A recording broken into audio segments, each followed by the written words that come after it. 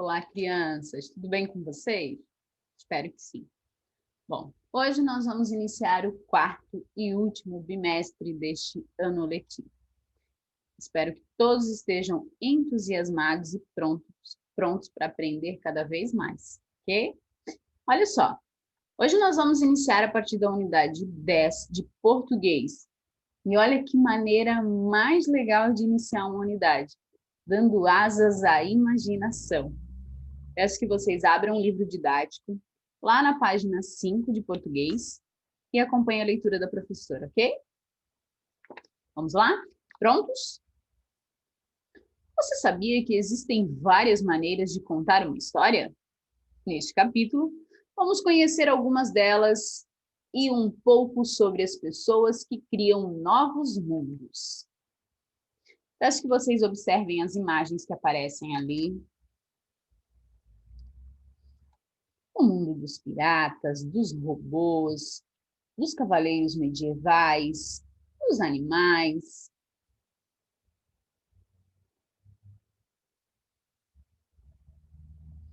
Então, vamos para a seção Diga aí. Observem as imagens que aparecem ali. Cachorro, gato, as crianças.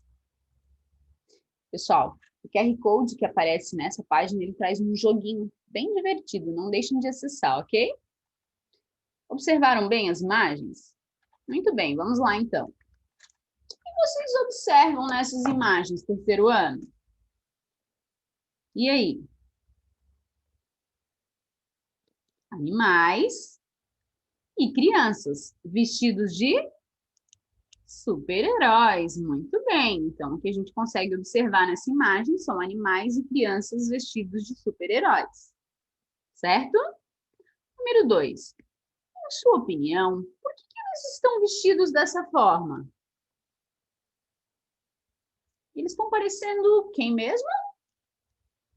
Um super-herói. Muito bem. Então, eles estão vestidos dessa forma para que pareçam super-heróis, né? Número 3. Você conhece histórias de super-heróis? Se sim, quais? E aí?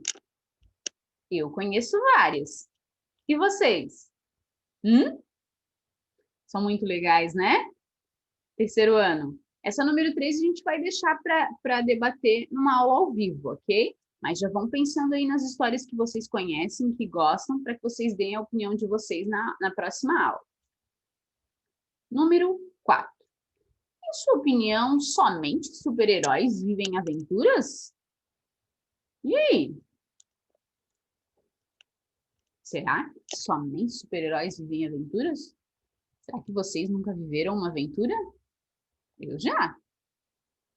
5. O que você imagina que acontece nessas aventuras? E aí, terceiro ano? Essas aventuras que vocês já viveram ou que vocês já assistiram em um filme ou leram em um livro? Quais são esses acontecimentos? São sempre acontecimentos inesperados, né? Tem armadilhas, tem sempre um vilão, conflitos, resolução de problemas, alguns até têm salvamento de mocinhas ou de outras pessoas. Muito bem, terceiro ano. Continuando. Clique no texto. Conto maravilhoso. Leia o início do conto. Então, olha só, nós vamos ler o início do conto, certo? Observem ali a imagem.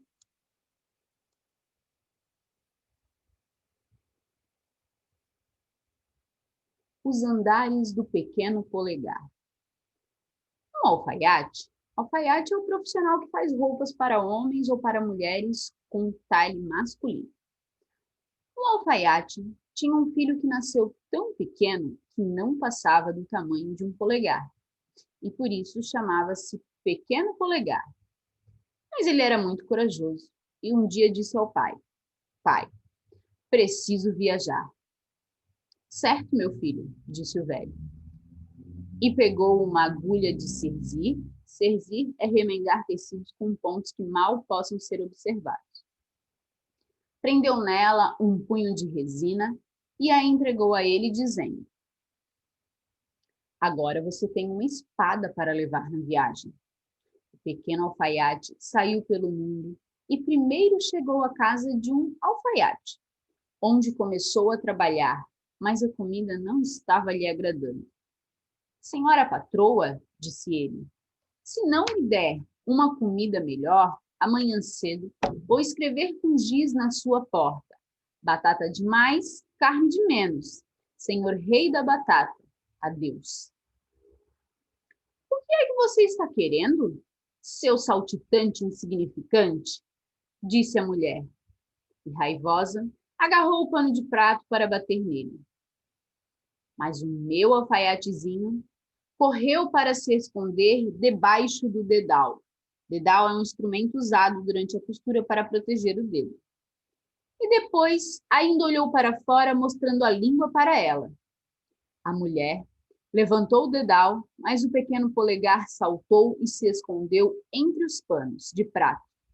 E quando ela remexeu neles para ver se o encontrava, ele se enfiou na fresta da mesa e gritou, espichando a cabeça: ei, ei, patroa!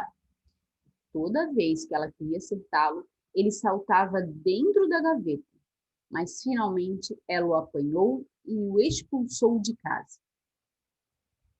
O alfaiatezinho seguiu caminhando até chegar a uma grande floresta, onde deu com um bando de ladrões que estavam planejando roubar o tesouro do rei.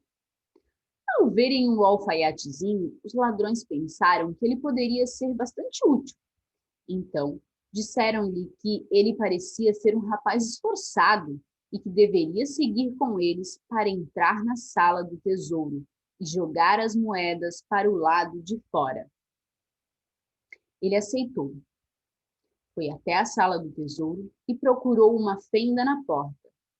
Por sorte, não demorou a encontrar um buraco, e quando estava prestes a entrar, o sentinela, sentinelas são soldados que guardam um determinado local, disse ao colega: mas que aranha nojenta é essa? Vou esmagá-la com o pé. Não, deixa em paz. Ela não lhe fez nada, disse o outro. Assim, o pequeno polegar entrou na sala do tesouro, foi até a janela diante da qual os ladrões estavam esperando e começou a jogar uma moeda após a outra para eles. Quando o rei foi vistoriar seu tesouro, faltava muito dinheiro, mas ninguém conseguiu entender quem o havia roubado, porque todas as fechaduras estavam bem trancadas. O rei reforçou a guarda, e quando os vigias ouviram um tintilar de moedas, entraram correndo para pegar o ladrão. O alfaiatezinho foi para um canto, escondeu-se debaixo de uma moeda e gritou: estou aqui! Os vigias correram de volta. Os vigias correram até lá, mas ao chegarem, ele já estava em outro canto gritando: estou aqui! Os vigias correram de volta, mas ele saltou para o outro canto e gritou: estou aqui! Assim, ele os fez de palhaços e levou adiante essa correria, até que os vigias acabaram indo embora, vencidos pelo cansaço. O pequeno polegar, então, continuou jogando as moedas pela janela, uma após a outra, e sentou-se em cima da última e com ela voou pela janela. Os ladrões o elogiaram muito, dividiram o roubo entre eles e, se ele quisesse, o teriam tornado chefe do bando. Mas o alfaiatezinho não pôde pegar nada além de uma moeda, por não conseguir carregar mais peso do que isso. Assim, ele voltou a pôr o pé na estrada e, como seu ofício não estava rendendo muito, começou a trabalhar como criado numa estalagem.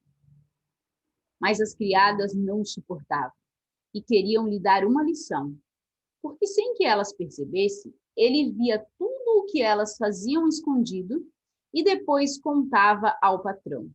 Então, certa vez, quando passeava no gramado que uma delas estava cortando, o pequeno polegar foi ceifado com o capim e jogado no coxo das vacas, sendo logo engolido pela vaca preta, junto com a grama.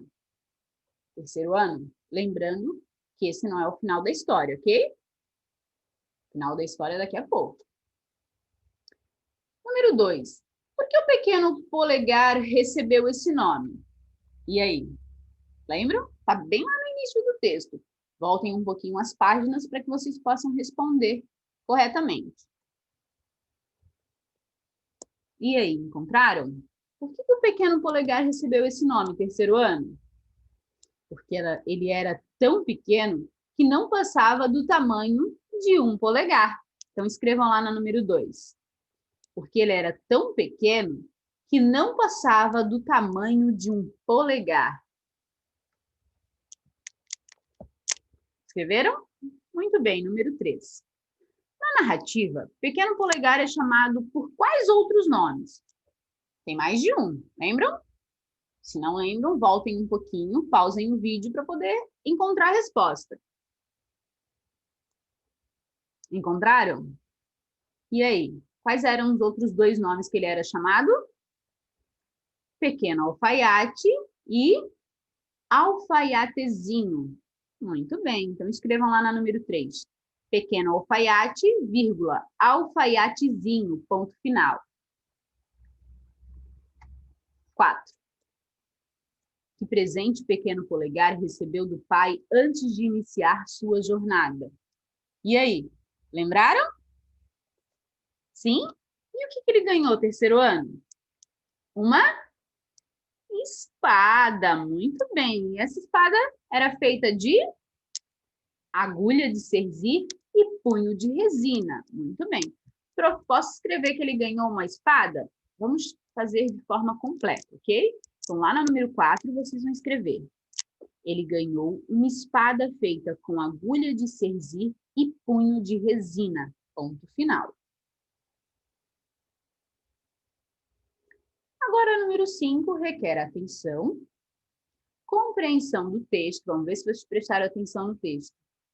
E também, quero ver se vocês estão prestando bastante atenção, porque aqui vai vir o final da história. Só que nós ainda não lemos o final da história, né? Então, vamos ver se vocês vão conseguir responder corretamente as questões. Sim. Em sua jornada, pequeno polegar passou por diferentes lugares. Enumere as descrições conforme os acontecimentos do texto. Terceiro ano. Ali eu tenho 4, certo? Diz na primeira, começou a trabalhar como criado numa estalagem. Mas esse não é o início do texto.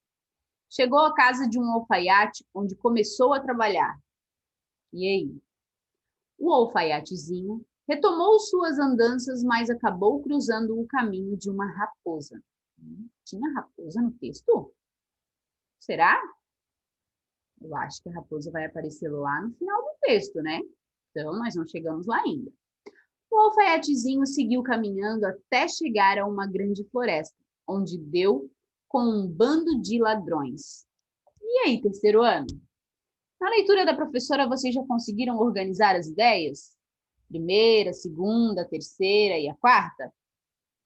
Sim? Então, digam para a professora. Qual é a primeira parte ali? Os acontecimentos do texto. Qual foi o primeiro acontecimento? Quando ele chegou à casa de um alfaiate, né? Onde ele começou a trabalhar. Então, coloquem o número 1 ali na segunda opção. Chegou à casa de um alfaiate, onde começou a trabalhar. E depois, terceiro ano? O que aconteceu? Quando ele chegou na floresta, né? E deu com um bando de ladrões. Então, lá embaixo, na quarta opção, escrevam o número 2, que foi o segundo acontecimento.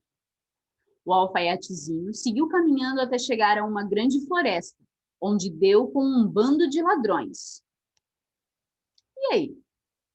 Depois que ele se encontrou com esse bando de ladrões, o que aconteceu? Ele começou a trabalhar em uma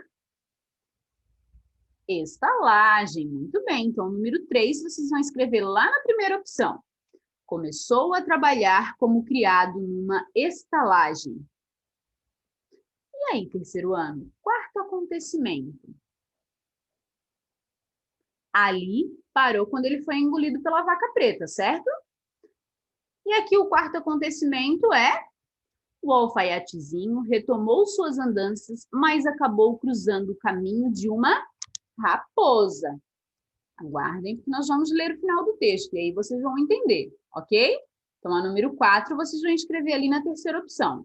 O alfaiatezinho retomou suas andanças, mas acabou cruzando o caminho de uma raposa. Conseguiram acompanhar a professora? Sim? Então, olha só, na número 5 ficou a seguinte sequência: 3, 1, 4 e 2, certo? Vamos para a última página dessa videoaula, ok? 6. Sobre a estrutura do texto, responda as questões.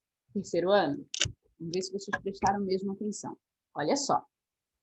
Lembrando que a gente já deu um spoiler ali sobre o final do texto, o personagem que aparece, que é a raposa. Então, aqui na letra A tem que aparecer também a raposa, ok?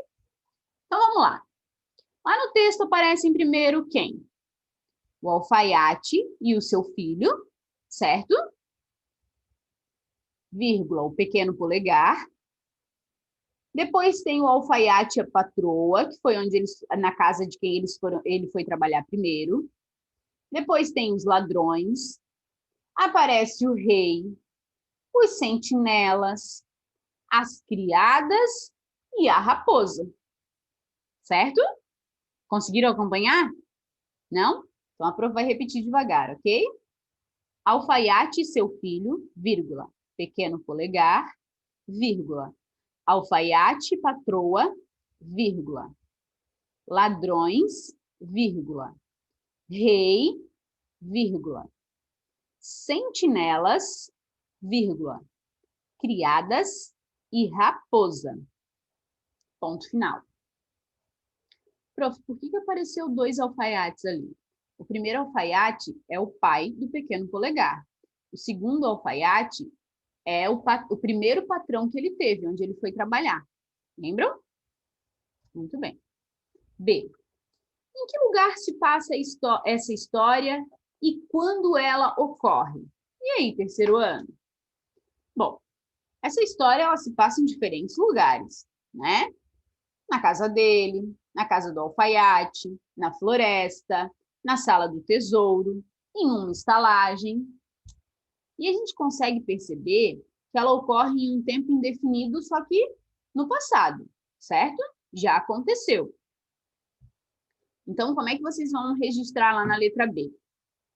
Tem que colocar que ela acontece em vários lugares, só que vocês têm que identificar quais são esses lugares.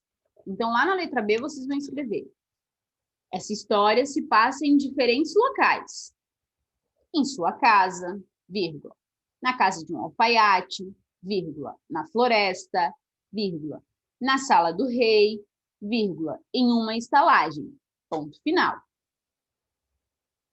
Ainda tem mais uma pergunta. Quando ela ocorre? E aí vocês vão continuar a resposta. Ponto final, na mesma linha.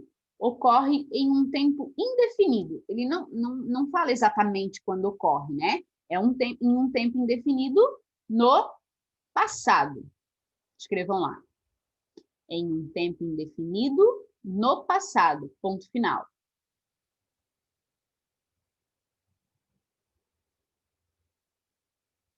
Letra C. Por que a história é contada, terceiro ano? Ela é contada pelo pequeno polegar? Ela é contada pela patroa? Ou ela é contada por um narrador? Essa é fácil, né?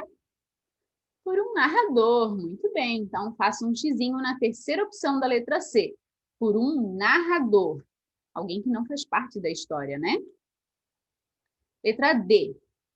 Que tipo de narrador conta essa história? Ó, o prof já deu uma dica aí. Um narrador personagem ou um narrador observador? Um narrador observador. Muito bem. Então, faça um xizinho na letra D, segunda opção. E agora, número 7. Assinale X nas alternativas corretas. Letra A. A que gênero pertence a narrativa? Os Andares do Pequeno Polegar. E aí, terceiro ano? É uma fábula? É um conto? Ou é uma lenda? Quero ver quem prestou atenção. É um conto. Muito bem, então faça um xizinho na segunda opção. Conto. Letra B. Terceiro ano, qual é a finalidade desse gênero? Apresentar uma informação real ou contar uma história? Contar uma história. Muito bem. Então, faça um xizinho lá na letra B da número 7, na segunda opção. Contar uma história. E aí, terceiro ano? Gostaram do início e do meio da história? Sim? Na próxima aula, nós vamos trabalhar o final dessa história, ok? Se tiverem alguma dúvida até aqui, ao assistirem a videoaula, podem chamar a professora que a gente conversa, ok? Bons estudos, crianças!